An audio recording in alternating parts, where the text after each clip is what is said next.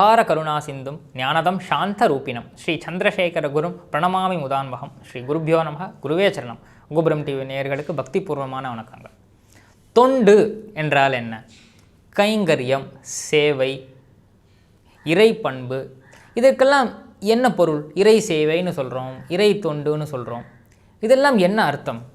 கோவிலில் அந்த இறைவனை தொட்டு பூஜித்து அபிஷேகம் பண்ணி ஆராதனை பண்ணி அலங்காரம் செய்வது இறை தொண்டா? ஆம், அது இறை தொண்டு. அது மட்டும்தான் இறை தொண்டா?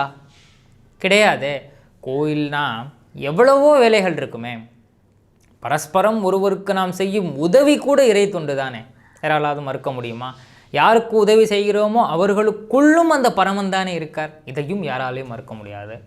கோவிலில் அந்த இறைவனை தொட்டு பூஜை செய்வதிலிருந்து தொடங்கி அப்படியே வந்துட்டே இருந்தோம்னா ஆலயத்தின் வாசலில் வரும் பக்தர்களின் அந்த காலணிகளையெல்லாம் எடுத்து நேர்படுத்தி ஒழுங்குபடுத்தி அடுக்கி வைக்கிறோமே, அதுவும் இறை தொண்டு தானே.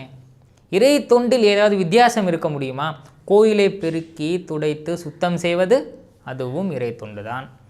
கோவில் திருப்பணிக்கான அந்த செப்பனிடும் செயல்களை எல்லாம் செய்வது அதுவும் இறை தொண்டு தான். கோயிலுக்கு வர்ணம் பூசுகிறோமே அதுவும் இறை தொண்டு தான்.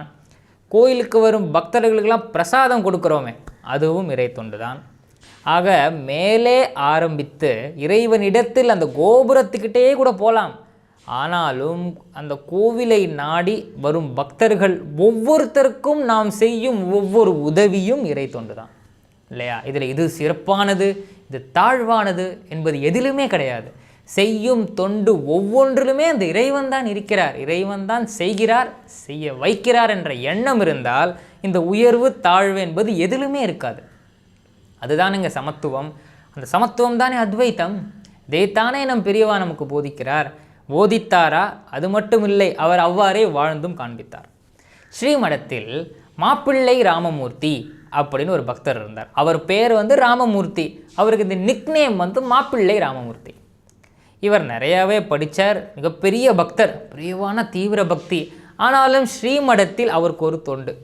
என்ன தொண்டு செய்வார் தெரியுமா? இந்த சமையல் பாத்திரங்கள்லாம் இருக்குல்ல, சமையல் பாத்திரங்கள், பெரியவா உபயோகப்படுத்துகிற பாத்திரங்கள் இதெல்லாம் இருக்கு இல்லையா, எல்லா பாத்திரத்தையும் உட்காந்து தேய்ச்சி பாத்திரங்களை அலம்பி சுத்தம் பண்ணுறது தான் இந்த மாப்பிள்ளை ராமமூர்த்தி அவர்களின் டியூட்டி, பிரதானமான கடமை. என்னென்ன மாதிரி பாத்திரம் விழும் இதெல்லாம் ஒரு லிஸ்ட் எடுத்தோம்னா ரொம்ப சுவாரஸ்யமாக இருக்கும். இந்த சாதம் வைக்கிற அந்த பெரிய பாத்திரம் இருக்கு இல்லையா, அத்தனை பக்தர்களுக்கும் வைக்கணும், பெரியவா பிக்ஷைக்கு தனியாக வேற வைக்கணும். இந்த பெரிய பெரிய அண்டான் குண்டான் இதிலிருந்து தொடங்கி இந்த சின்ன சின்ன பாத்திரங்கள், இந்த ரசம் வைக்கிற பாத்திரம், அப்புறம் இந்த பழங்களை எல்லாம் எடுத்து வைக்கிற பாத்திரம், இதுக்கெல்லாம் உபயோகப்படுத்துகிற கரண்டி வகையரா, இதை மாதிரி சின்ன சின்ன பாத்திரங்கள்லேருந்து பெரிய பெரிய பாத்திரம் வரைக்கும் தனி நபராக அவர் மட்டுமே சுத்தம் செய்வாருங்க. எத்தனை பேர் சாப்பிட்டு போவா, எத்தனை பேர் பெரியவாள் தரிசிக்க வருவா, எத்தனை பேர் வந்தாலும் பெரியவா சற்றும் சிந்திக்காமல் எதை பற்றியும் யோசிக்காமல் சாப்பிட்டுட்டு போன்னு வேற சொல்லுவார். அத்தனை பேர் வருவா, அத்தனை பேருக்கு சமைக்கணும், அத்தனை பேர் இத்தனை பாத்திரங்கள் உபயோகப்படுத்துவா, எல்லாத்தையும் சுத்தம் பண்ணணும்னா சாதாரணமான விஷயமா? அது எப்படி நடக்கும்னா, பெரியவா தன்னுடைய பிக்ஷையெல்லாம் முடிச்சுட்டு ரொம்ப தாமதமாக தான் சாப்பிட வருவார். 2 வாதான் சாப்பிடுவார். அதுக்கப்புறம்தான் மற்றவாளுக்கு எல்லாருக்கும் அன்றைக்கி ஆகாரம். எல்லாம் சாப்பிட்டு முடிச்சுட்டு தான் இந்த மாப்பிள்ளை ராமமூர்த்தி பாவம் உட்காந்து சாப்பிடுவார். இதற்கெல்லாம் மேலாக மாலை பொழுதுக்கு மேலாக எல்லா பாத்திரத்தையும் போட்டு தேய்ப்பாராம். தேங்காய் நாரை எடுத்துண்டு அதில் கொஞ்சம் சாம்பலை சேர்த்து கலந்துண்டு எல்லா பாத்திரத்துலேயும் நல்லா அந்த கறி போகிற மாதிரி தேய்க்கணும். ஏன்னா அப்போல்லாம் இந்த கேஸ் அடுப்பு கிடையாதான். இந்த கறி, இந்த விறகடுப்பு இருக்கு இல்லையா, அதில் வச்சுட்டு சமைப்பாலாம். அப்போ அந்த கறி பிடிக்குமோ இல்லையோ அதெல்லாம் தேய்ச்சி எடுப்பாராம். அவர் கையெல்லாம் கறியாகும். எல்லாத்தையும் தேய்ச்சி கொஞ்ச நேரம் அதெல்லாம் ஊற விட்டுட்டு அப்புறமா கிணத்துலேருந்து தண்ணியை மோண்டு எடுத்துட்டு அலம்பி வைப்பார். இது இவருடைய இந்த பாத்திரம் தேய்க்கும் படலம். இப்படி தான் இருக்கும். இப்படியே ஒரு நாளைக்கு ராத்திரி, அடுத்த நாளைக்கு தீபாவளி, சீக்கிரமாக எழுந்துக்கணும் இல்லையா, அந்த முனைப்பில் எல்லா பக்தர்களும் சீக்கிரமாக ஆகாரம் பண்ணிவிட்டு ராத்திரி போய் படுத்துட்டான். பெரியவாளும் தன்னுடைய அறைக்கு ஓய்வெடுக்க சென்று விட்டார். இந்த மாப்பிள்ளை ராமமூர்த்தி மட்டும் இந்த தேங்காய் நார் எடுத்து சாம்பலோடு சேர்ந்து குழஞ்சிண்டு அந்த கிணறுலேருந்து தண்ணியை எடுத்து மொண்டு ஒவ்வொரு பாத்திரமாக தேய்க்கிறார். அவர் தேய்க்கிற சத்தம் கூட கர கர கர கரன்னு கேட்டுருக்கு. ஆனால் எல்லாரும் அசந்து தூங்கிட்டா. அந்த இரவில் அந்த லேந்தர் வெளிச்சம்னு சொல்லுவோம் இல்லையா, அதை எடுத்துண்டு அவர் அருகே நிழலாடுமாறு ஒரு உருவம் வருது. இந்த ராத்திரி பொழுதில் யாரா அப்படி இப்படி இந்த லேந்தரோட திரும்பி பார்த்தா சாக்ஷாத் மகாபெரியவா கையில் தண்டத்தோட இன்னொரு கையில் அந்த லைட்டோட நிற்கிறார். இவர் உடனே அலறி பிடிச்சின்னு வேஷ்டியெல்லாம் இறக்கி விட்டுட்டு, பெரியவா சொல்லுங்கள் பெரியவா, என்னாச்சு இந்த சமயத்தில் வந்திருக்கேளே, நான் என்ன செய்யணும் பெரியவா அப்படின்னு கேட்டதுமே, இல்லைடா எல்லாரும் தூங்கிட்டா, நீ மட்டும் இப்படி பாத்திரம் தேய்க்கிறியே, நோக்கு ஒத்தாசை பண்ணலாமேன்னு நான் வந்தேன்டா அப்படின்னாராம் பெரியவா.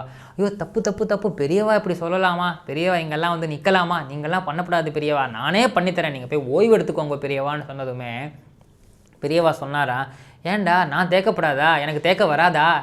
அப்படி இல்லை பெரியவா, உங்களை நான் தேக்க விட்டேன்னா அந்த மகாபாவம் நேக்கு சேர்ந்துடும் பெரியவா, நரகம் கூட எனக்கு கிடைக்காது பெரியவா, தயவு செஞ்சு நீங்கள் அப்படி சொல்லக்கூடாது பெரியவான்னு கெஞ்சின்றதுமே, நீ இவ்வளோ பெரிய தொண்டு பண்ணுற, அந்த தொண்டில் எனக்கு ஒரு சின்ன ஒரு பகுதி கிடைக்குமான யாச்சகமாக கேட்டேன், அது கூட எனக்கு கொடுக்க மாட்டேன் போல இருக்குது அப்படின்னு சொல்லி திரும்பும்போது, அப்படிலாம் இல்லை பெரியவா, தப்பாக எடுத்துக்காதில் பெரியவான்னு இவர் சொல்லும்போது, அப்போ ஒன்று பண்ணு, நேக்கு உண்மையிலே உன்னை போல் தேக்க வராது, நீ என்ன பண்ணு, இந்த தேங்காய் நாரை சாம்பலில் முக்கி எல்லாத்தையும் தேய்ச்சி கொடு, நான் என்ன பண்ணுறேன், கிணத்துலேருந்து தண்ணியை மோண்டுண்டு இந்த எல்லா பாத்திரத்தையும் அலம்பி கவுத்து வைக்கிறேன், சரியோ?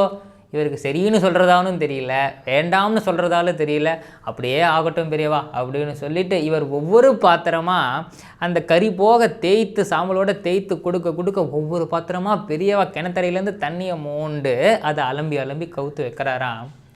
இது எவ்வளவு பெரிய ஒரு தத்துவத்தை நமக்கு உணர்த்துறது. எந்த வேலை செய்தாலும், எப்பேற்பட்ட தொண்டாக இருந்தாலும் அது இழிவானது கிடையாது. நாம் அந்த இறைவனை மனதில் நினைத்து கொண்டு செய்யும் ஒவ்வொரு தொண்டுமே அந்த இறைவனுக்கு செய்யும் தொண்டாகத்தான் பார்க்கப்படுகிறது.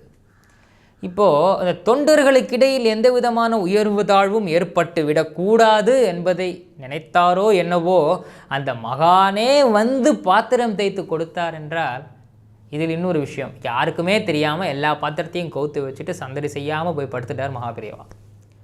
மாப்பிள்ளை ராமமூர்த்தியும் போய் படுத்துட்டார். அடுத்த நாள் காலையில் தான் அந்த விஷயம் தெரியறது.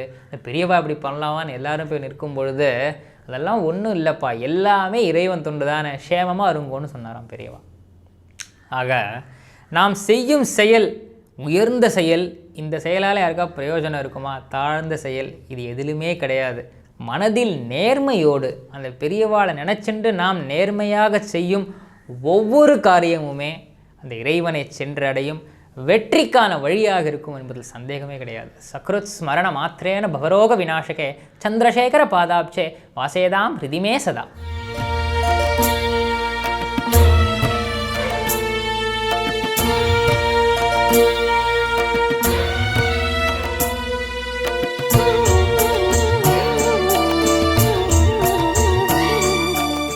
விதம் விதமான பக்தி நிகழ்ச்சிகளை உங்களுக்காக தந்து கொண்டிருக்கிறது உங்கள் கோபுரம் டிவி.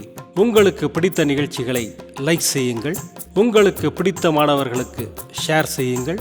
மேலும் சப்ஸ்கிரைப் செய்வதோடு மட்டுமல்லாது அருகில் இருக்கும் பெல் பட்டனை கிளிக் செய்து கோபுரம் டிவி நிகழ்ச்சிகளை உடனுக்குடன் தெரிந்து கொள்ளுங்கள்.